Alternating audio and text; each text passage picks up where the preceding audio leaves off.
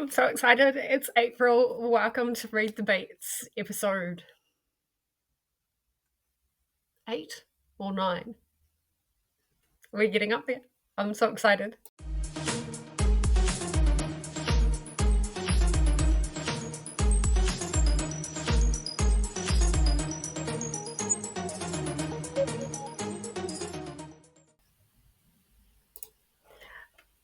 All right. We are here with James today. I'm so excited.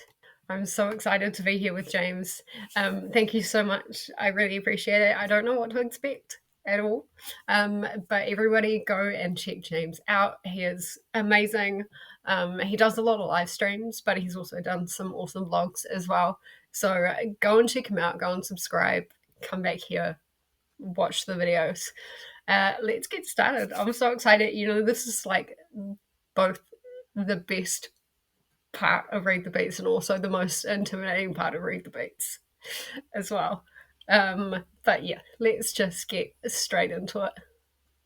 Hi Jess, thank you so much for asking me to do Read the Beats with you. I'm so excited to do this, and I am excited to share with you the 3 songs that I have chosen for you. My goal when choosing these songs is that I want to make you cry. So Wow. I love making people cry with the books they read. Thanks for that. No, actually, a lot of my favorite songs are songs that really like hit and kind of turn and squeeze and tend to evoke some kind of emotion. So I'm looking forward to it. And the books that I recommend.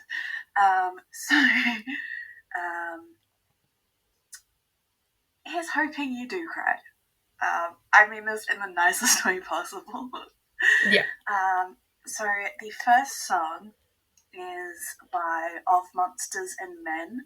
Okay, I've heard of them. From the album. I forgot what the album is, but the album is such a good album that I could have chosen literally every song in it. But the song that I chose for you to base your prompt off is Little Talks. Okay. It is the first song of theirs that I heard. Sorry, the ice cream truck is passing. I can hear that.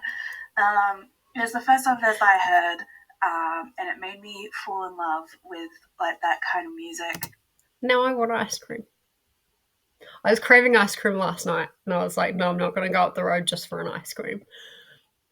And now I'm hearing an ice cream truck, and I really want ice cream. I don't think I've heard that song. I think Of Mice and Men, the only one I've heard from them is the one where they go. Is that the Luminary? Maybe I haven't heard any of their songs, but I have heard of the band. I have heard of the artists. So yeah, this is going to be really interesting. And it's a tale of grief and loss. Okay. And the music video is one of the most unique that I have ever seen. Unique?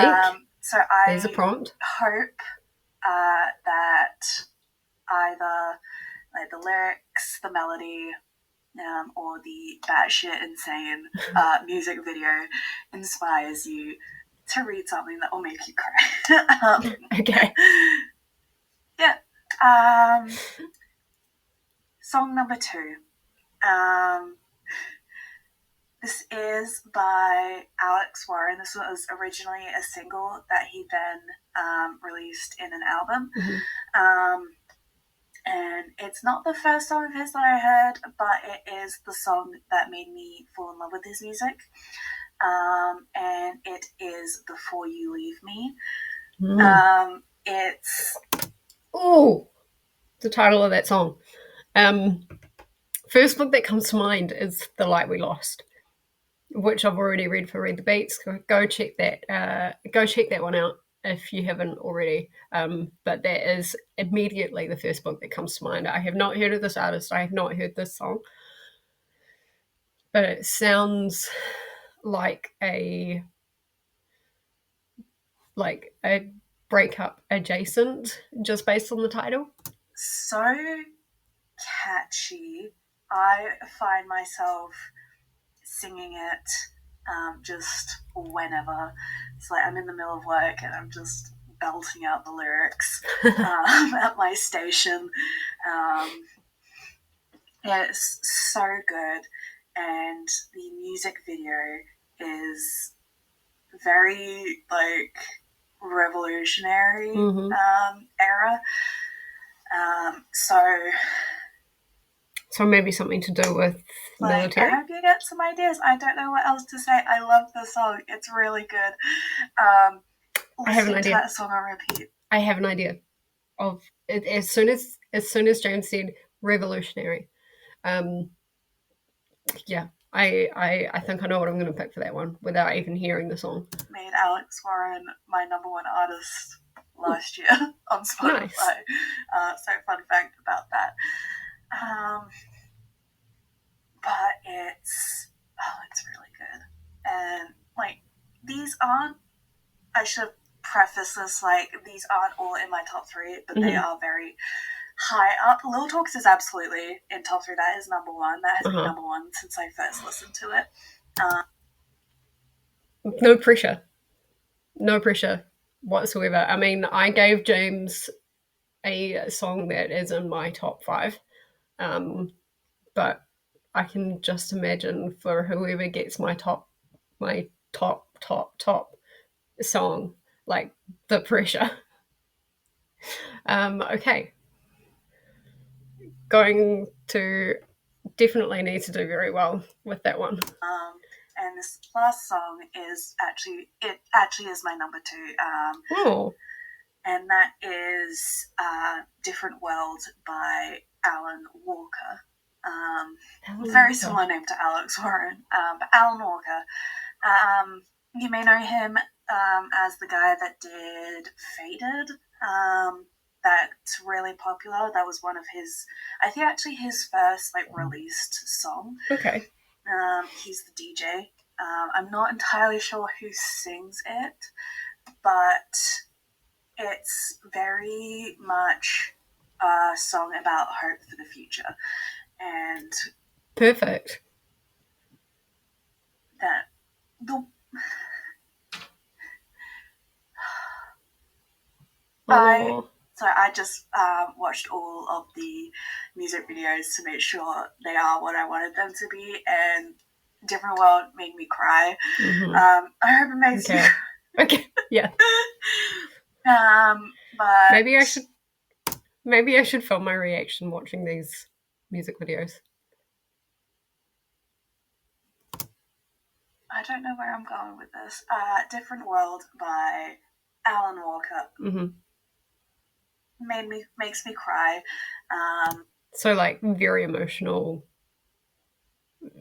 full of feeling, full of some kind of emotion, which is without even hearing the songs, I'm getting so many prompts for all 3 books already, which is great. But yeah, so all 3 of these songs have been my number 1 Spotify listen to songs in different years, so they are really good. I absolutely adore them, and I hope you like them too. Just recapping, that is Little Talks of Monsters and Men. Fuck, my mind just went blank. Before You Leave Me by Alex Warren, and Different World by Alan Walker. Perfect. Thank you so much. Okay, I am back with some books. Now, the first song that we got was Little Talks of Monsters and Men. Great song. It is actually the only song that I have heard from them, and it was the one that I was talking about before, that I was going to try and sing, and it's not really a good idea. There was kind of an overall feeling of someone who had lost their life to a disease such as Alzheimer's or dementia or something like that. And so I really wanted to focus on the memory aspect. And while on my physical TBR, I don't have any books that deal with Alzheimer's or dementia or anything like that, I did remember that I had The Memory Keeper's Daughter. Now, this is one that I'm going to be reading for Buzzwordathon. And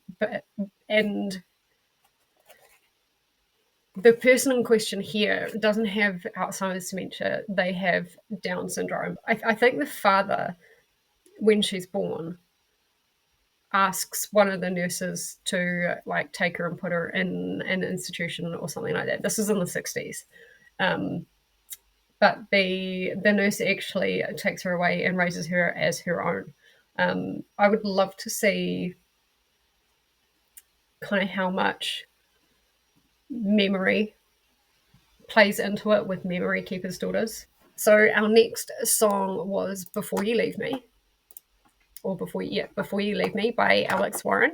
And now James kind of gave me a clue describing it being revolutionary with the music video, and it is like there's a very like almost Outlander vibe. So I could go with an Outlander book because like just because of how they dressed in the music video and things like that, or like a Bridgerton kind of Regency book. I'm not going to do that. I'm going to go with the revolutionary thing. And there was a lyric in there, something about let me or love me for one more night before you leave me, or something like that. And so I'm actually going with Sunrise on the Reefing. Now I have already started this. I'm 44 pages into it, so nothing has really happened. I mean, he's been called up to the reaping, but there is something on here that kind of parallels with that lyric, being all he cares about is making it through the day and being with the girl he loves. Um, so yeah, girl he loves, love me before you leave me, kind of thing. And they did spend some time together before the reaping, and so that kind of also works as parallel to that lyric. So excited to read this. So excited. This is the most anticipated book of the year for me. Now, for song number 3, we had Different World by Alan Walker, featuring Sophia Carson, K391, and Corsac. That's a big collaboration. And there was a really big, obvious theme of environmentalism. And climate change and stuff like that. And one of the big things that I think about when I think environmentalism is going a little bit deeper and a little bit smaller, being like instead of all these big places. I mean, yes, that's a huge part of it, but also looking after the wildlife being a massive part of it. And the probably one of the biggest ones is bees. And so I am going to be reading The Secret Life of Bees, because obviously if bees dies, there's no pollination, and you need pollination like for plants and stuff like that. I need to research a bit more about how that works, but I'm pretty sure the gist of it is if bees dies, it's really bad for us. Um, so this is about Lily, who has believed for a very long time that she accidentally killed her mother when she was young. Um, and she is trying to find forgiveness as a young teenager living in South Carolina. And she only has one friend at this point and a W of a father. um, this is very much the height of like racial segregation and injustice and stuff like that. But Lily finds solace and friendship with these group of sisters that are beekeepers, and I think she starts learning how to be a beekeeper as well. And so the big thing there is kind of taking care of the bees so the bees will take care of you.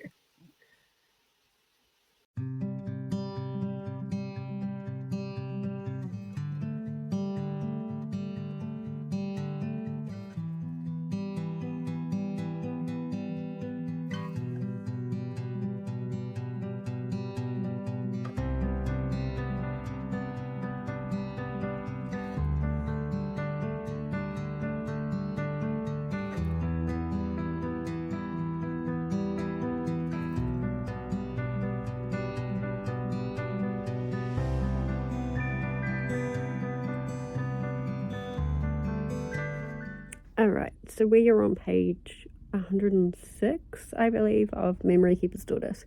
Memory Keeper's Daughter. And I'm really liking this so far. This follows actually quite a few people. So we've got Dr. Henry and Nora, who end up being the parents of the girl that has been born with Down syndrome.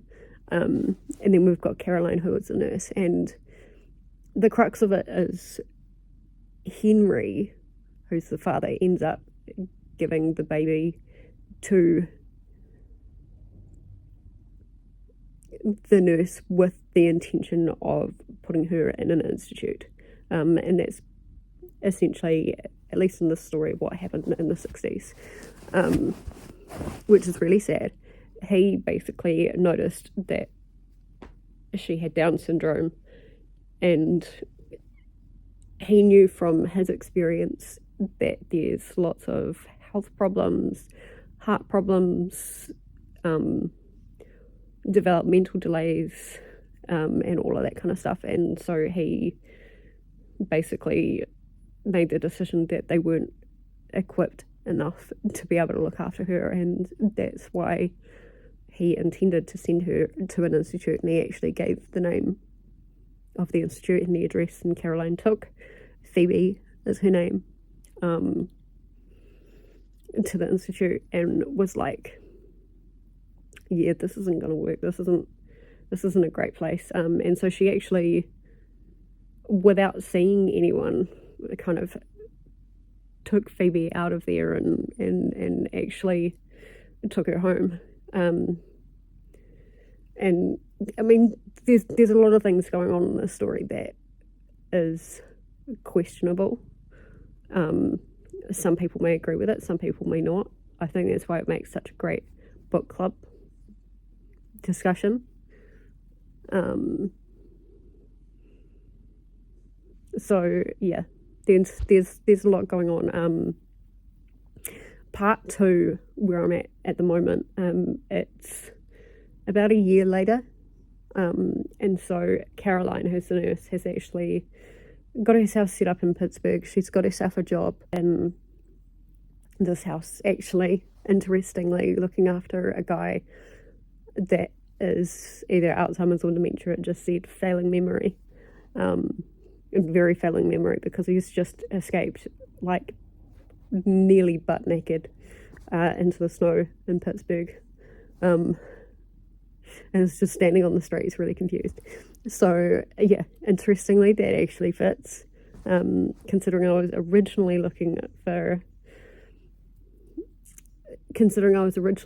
for a book with either Alzheimer's or dementia representation, but she's still got Phoebe. She's raising Phoebe as her own. Henry is a very complicated character because he ultimately wanted the best for his child, and he didn't want to worry his wife.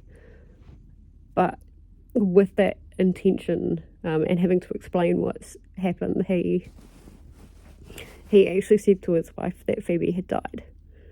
And so they held a funeral for her, and there's this fake gravestone for her and stuff like that. And I think it's going to come back to bite them in the ass. But we'll see. So yeah, I'm going to keep reading. I'm actually starting reading this with Nicole from Dusty Book Sniffers. So hello, Nicole, if you're watching this. But yeah, I will probably, there's a lot going on in this book. So if anything major happens, I will update you. Otherwise, it will be around halfway through.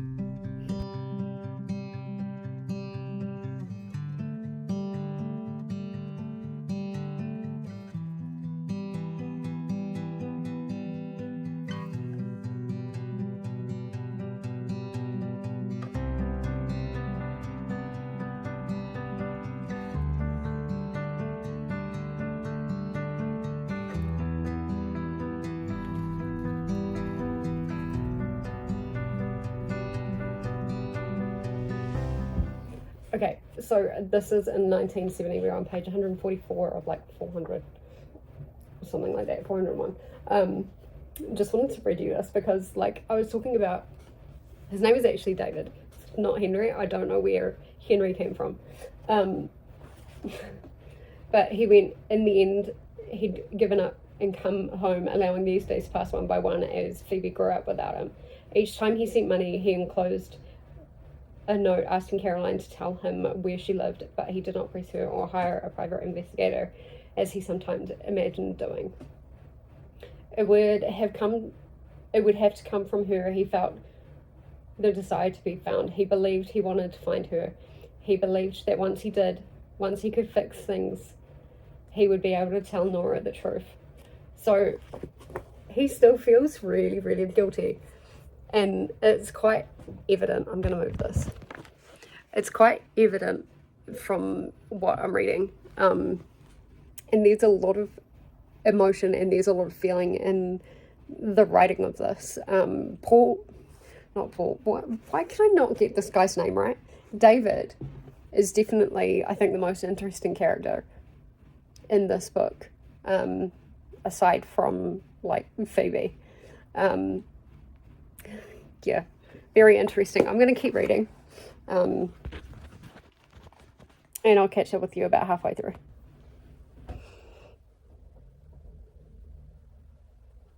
I wish the Board of Education could see her here. You have a strong argument and a good lawyer, you'll be fine.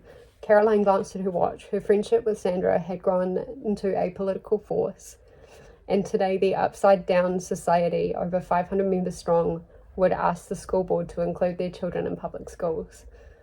Their chances were good, but Caroline was still very nervous. So much rested on this decision. It's so sweet. Caroline is obviously doing, like, the best things for Phoebe. Kid having Down syndrome. And she's loving her and stuff like that. So, that warms my heart. So I am on page 255 of Memory Keeper's Daughters. Also, if you're in sprints on Nicole's channel, then do say hello to yourself. Got 6 minutes left of the sprints. Anyway, let's talk about Memory Keeper's Daughter. It is very, very, very late. I think I said on sprints, you almost need like a Shrek meme with like the whole ogres are like onions, they're layered type situation. This book is very layered. There's a lot of grief. There's a lot of secrets. Those are two very big themes. Interestingly, we don't actually see a whole lot of Phoebe and Caroline.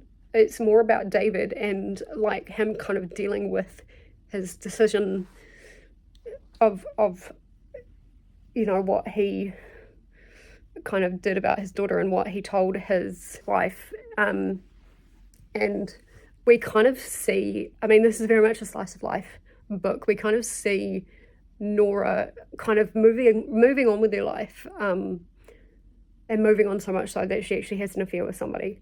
But then we see David, which I believe in the last update I kept calling him Paul. No, not Paul. I kept calling him Henry. That's actually his last name. He is still stuck in the past, and he is essentially still stuck in 1964. And yeah, he, like, the secret is eating him up in such a big way.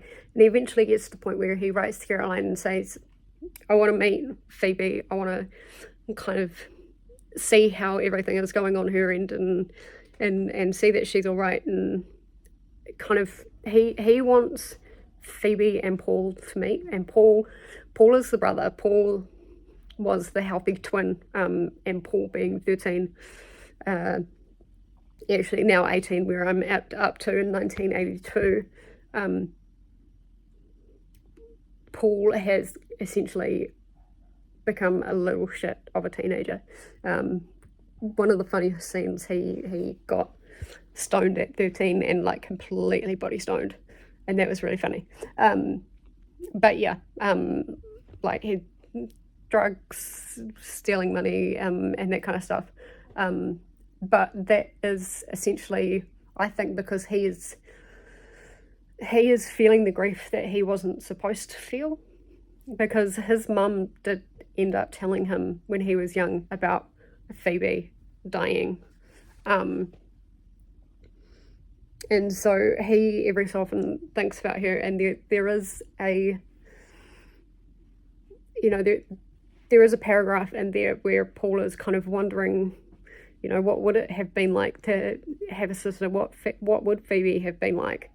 So yeah, there's that added layer as well.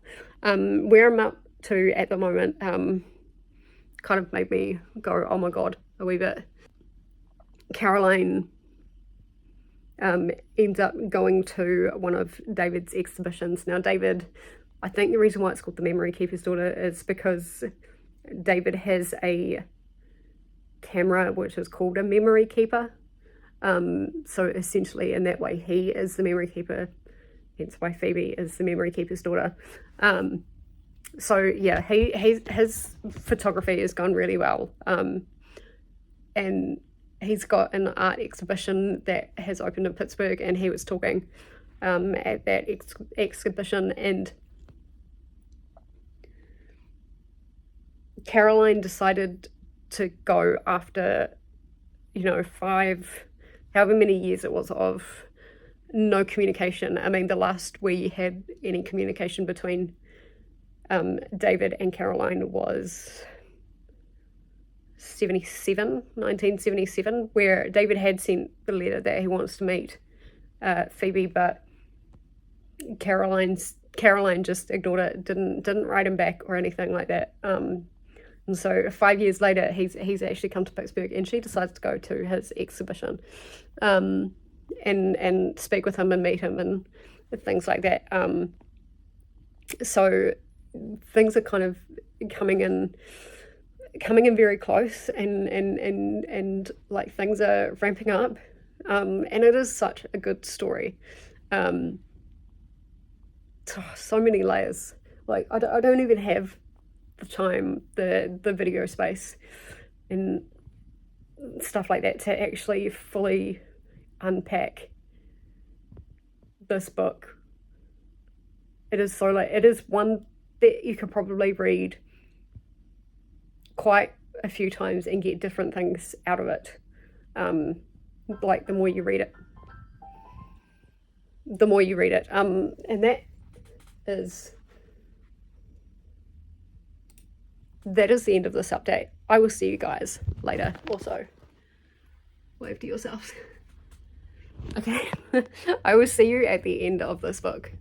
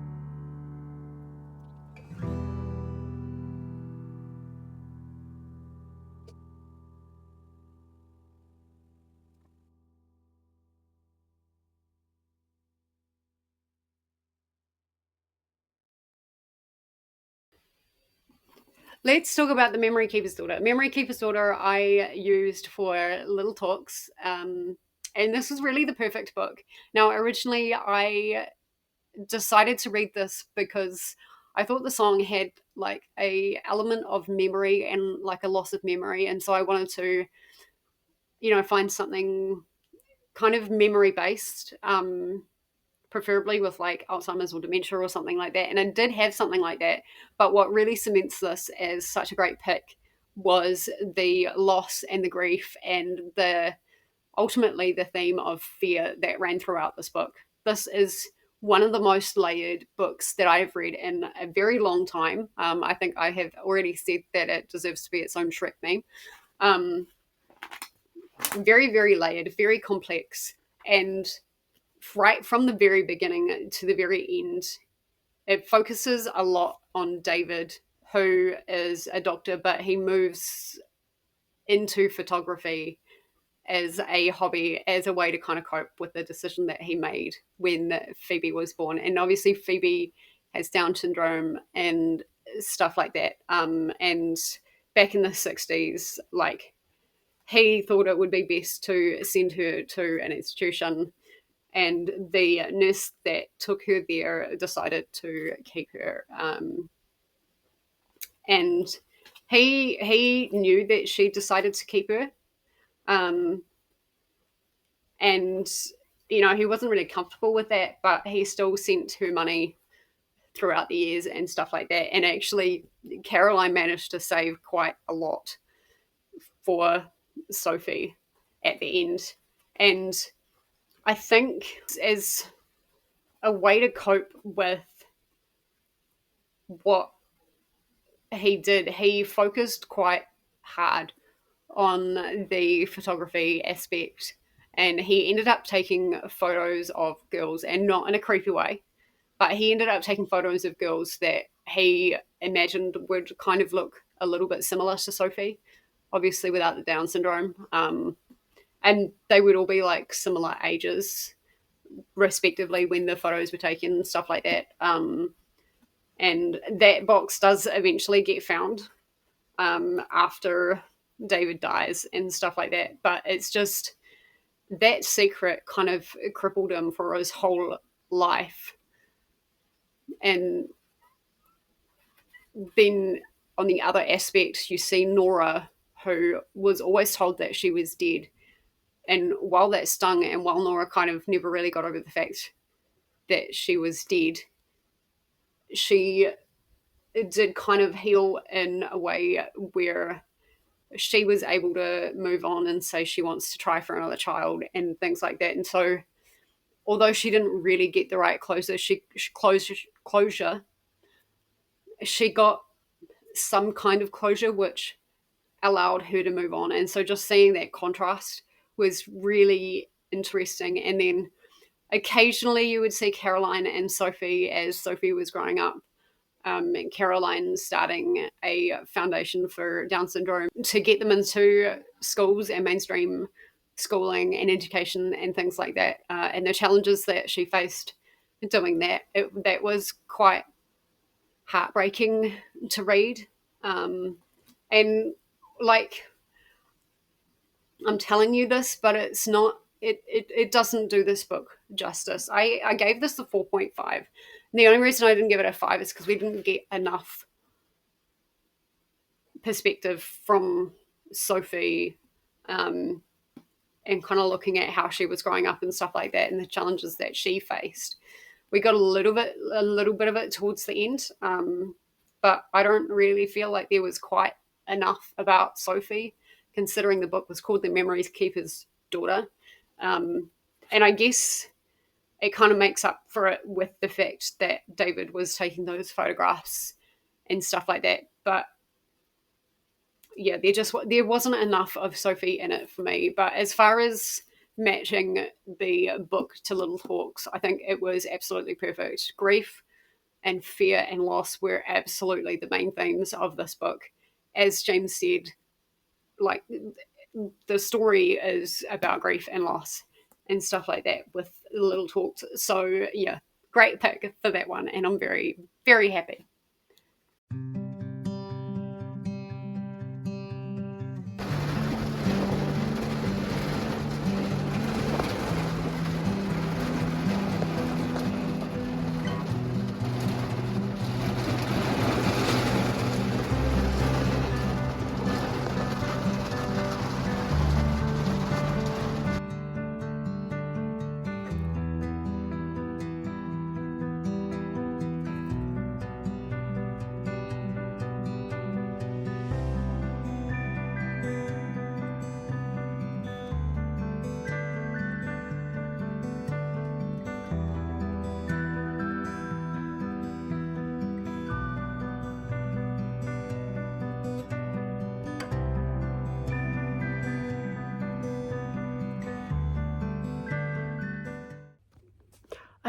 so I finished part 1 of Sunrise on the Reaping a little while ago, and it was really good.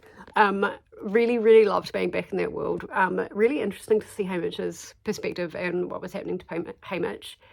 Very similar to what was happening with Katniss, kind of with being in District 12 and like having to not necessarily hunt for food, but like having to do extra stuff and things like that. And he came from a mining family as well, which most of them do in District 12. But really interesting to see how he got raped for the Hunger Games. And I'm not going to spoil it, but it's not like just pull the name out of the what do you call it, the the bowl. So yeah, that was really fun to read. The best part for me is kind of seeing the different characters, like the cameos of characters, but seeing them kind of younger and just the very start of this revolution. Like these are very, very small, smouldering embers, and right away Hamish is saying, "I want to break the arena." And I'm a little bit past, like I'm in chapter 2, I'm in part 2. I'm just about to start chapter 10. Hold please.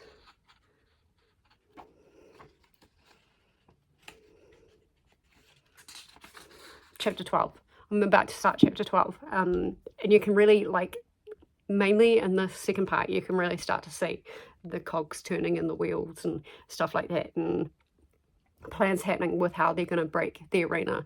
And like it's really fun. You see Beatty, you see Plutarch, you see all these people that you've already seen. Obviously you've seen Snow, and he is a bastard in this book. Like he's definitely reprised. I say reprised his villain story, but he was really always the villain. It just, reading Songbird, it kind of like humanizes him a little bit. But yeah, there, for lack of a better term, there is no humanizing in this with Snow. I think I'm going to get through this really quickly. I have very high expectations. In fact, I just read Hamish's score for like the likelihood of essentially surviving the games, and that made me giggle out loud. So that automatically gets half a point for making me do that. We're obviously not in the arena yet. Don't know what the arena is going to look like. There's been lots of practice with like making a fire using a potato. And that's obviously Beatty's invention. It's so good to see some of these characters. Yeah, really looking forward to reading the rest of this.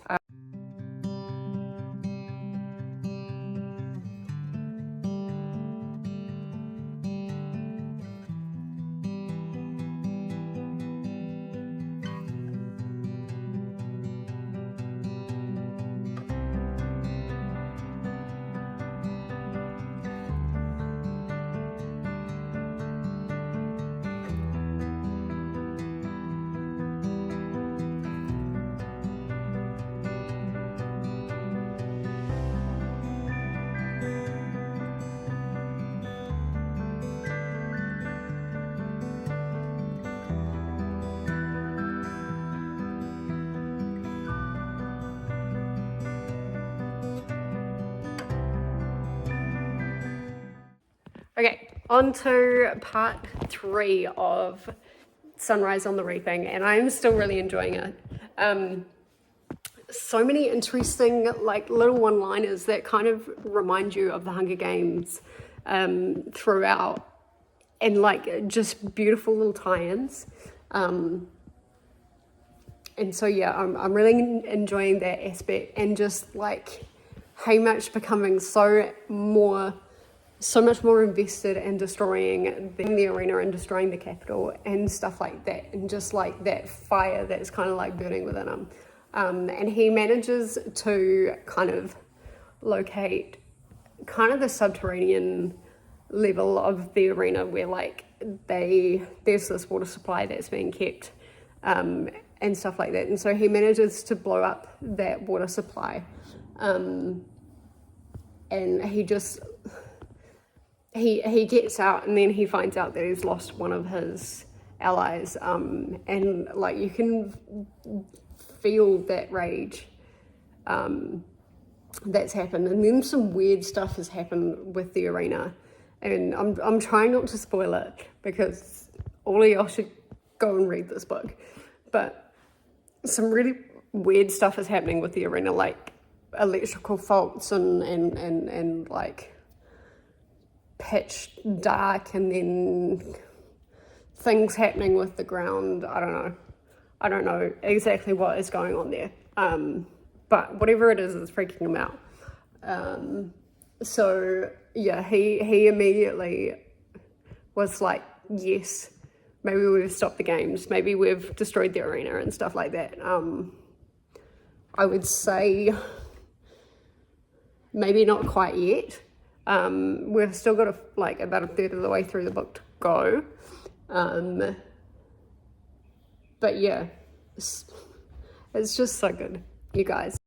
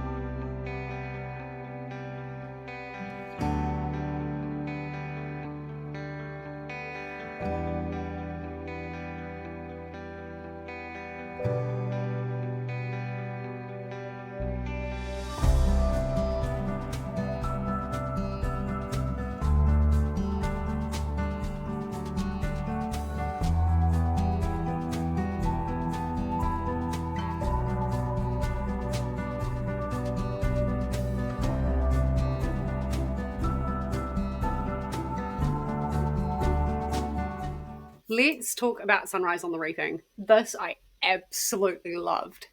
5 stars all the way. It is probably going to make it onto my top books of the year. And I chose this for Before You Leave Me originally because of the revolutionary aspect. There is the beginnings of the revolution here with the Hunger Games, and it is so good to see just those embers.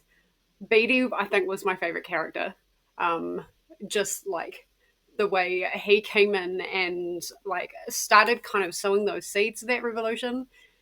And then when Hamish got into the arena, he's saying, I want to bring down the arena. I want to put a stop to all of this. And all the while, also bringing it back to the song, he kept his love in his mind, and he wanted to get back to his girlfriend, Lenore Dove, I believe was her name. Yeah, it was so fantastic. And then we had Snow, who was back to being a total bastard. He was an asshole, and he was just the villain, and he was great. Say what you like about him, but yeah, he like the fact that you can actually make me mad and be like, "Oh, you're a total dick." I'm throwing a lot of words at him. The fact that you can do that and make me feel some emotion and make me be like, yeah, like start this revolution kind of thing. It was fantastic. I really enjoyed it. Five stars. Really recommend that you pick this up. As far as like reading order, I would actually recommend that you read this last, and particularly because of the epilogue. Um, is it the epilogue? Yeah, the epilogue, where it kind of like looks at Hamish when he's a bit older after the games and after everything has happened. I'm being a little vague with this because I don't want to spoil it. Um, but like the epilogue looks at when he's older and when things happen and things like that. And it does mention Katniss and Peter, and so I would recommend reading it last. If you want to read Songbirds first, then read the original trilogy, and then read this. Would be my recommended reading order. But this was a great pick for the song. There was that element of love me before you leave me. There was that bittersweet element, and like it wasn't a breakup book, but it kind of was at the same time, if you know what I mean. Like they knew that there was a good likelihood that they wouldn't see each other again. And so that's what made that initial meetup at the beginning of the book, just before the reaping. That's what made it kind of bittersweet. Like they didn't think that they were going to see each other again, like deep down. So yeah, that was a that was a fantastic book. I really enjoyed it.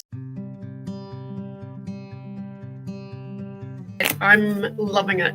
It's just, it's like it's wrapping me around and like, Yeah. it's just like sweet honeyness. And yet there's also some really big, important topics that are happening kind of throughout this story as well. And it's really nice, like, because I've seen the movie, like I said, I'm picturing Dakota Fanning and Queen Latifah, you know, as August, and like you just imagine her like talking to you in that very like very grounded, very smooth. It's I mean, it's different. Like it's not a 5-star book, no, by any stretch of the imagination, but it's comforting. It's a good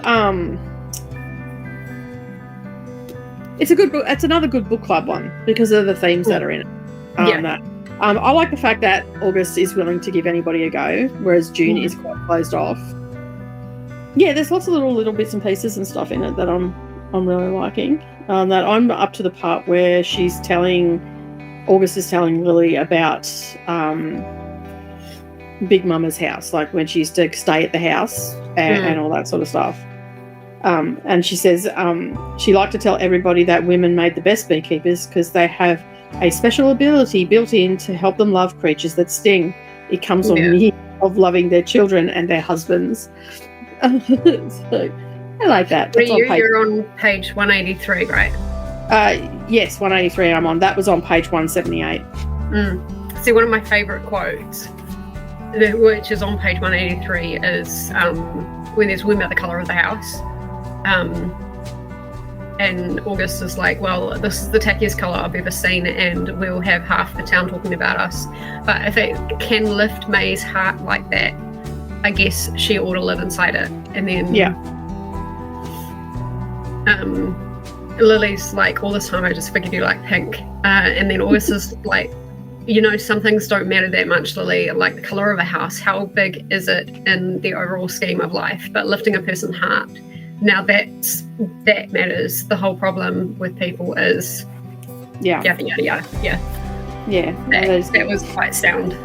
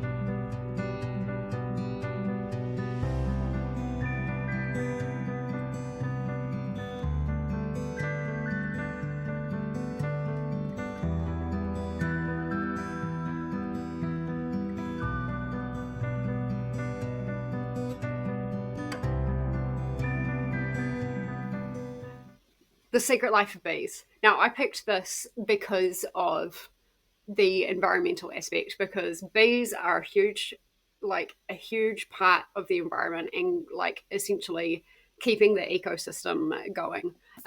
This wasn't really the best pick for the song. The song was very heavy on the environmental aspect. Different world. Um, the song was very heavy on the environmental aspect, and this did not really live up to that. However, I'm going to stretch this and say that this worked because of the fact that there was a lot to do with like racial injustice and trying to, as a colored person of color, um, like change their right to vote and change the minds of people around them in the deep south.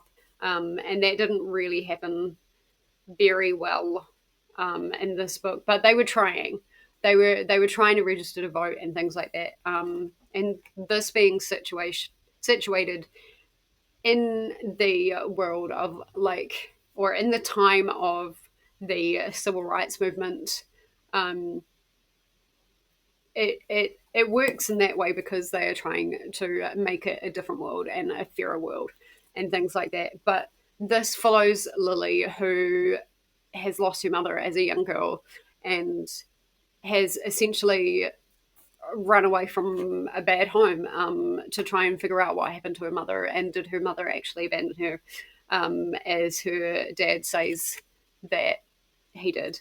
Um, and no, her mother did not abandon her. Like there's a whole story around that, but the the real thing of this book, and there are many morals and there are many lessons that you can take from this book. It makes a great club book, but really the main thing is being able to find a family and a safe community, whether you are a 14-year-old child, whether you are essentially a housemaid, whatever your circumstances is. This is about finding a community and a place where you can feel safe and loved, and you can contribute in a way